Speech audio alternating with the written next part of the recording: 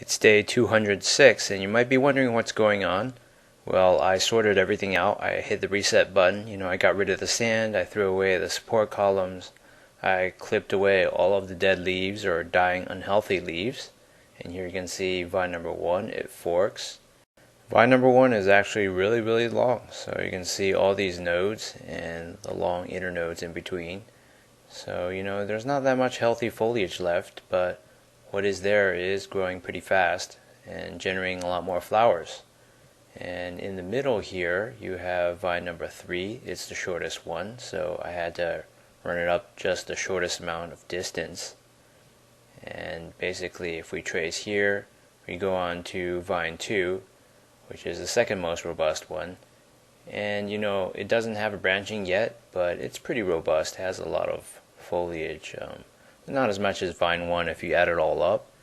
And there are some places where new growth is apparent, such as here.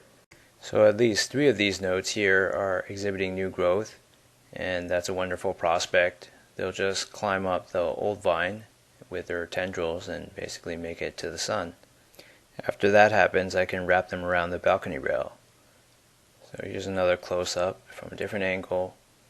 So, it took a lot of time and effort yesterday on day 205 to clip away all of this dead or diseased matter. Each node has, roughly 1 to 5, stumps of tendrils, leaves, flowers, you name it.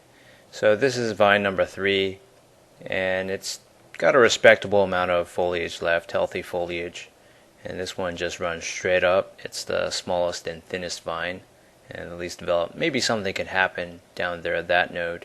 So we're going to retrace our steps here. This is vine number 1. It's so long. I haven't counted the nodes, but that's a lot of nodes. And at some point within the last month it forked off. So this is the old part. It's extremely long. I looped it around the pot maybe 3 times before I started to let it climb. The end of the oldest vine here actually doesn't have all that much productive biomass at this point, but it's working hard to regenerate more. If you follow this fork up here to the left, it has a lot more healthy biomass. So this one's actually contributing to the vine more at the moment. And it just has a lot more healthy leaves that are new.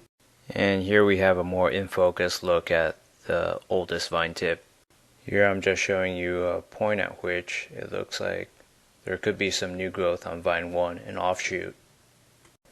I saw this yesterday on day 205. It was slightly more closed than this, but the only reason the petals of this female flower appear slightly more open, this is the only female flower available right now, is because I used a floss pick and I tried to get some pollen from a male flower, and I tried to shove it in there, but there's nothing in there to pollinate physically. So I'm thinking the right conditions need to be enacted to activate various plant hormone pathways to result in the release of the female reproductive organs in here.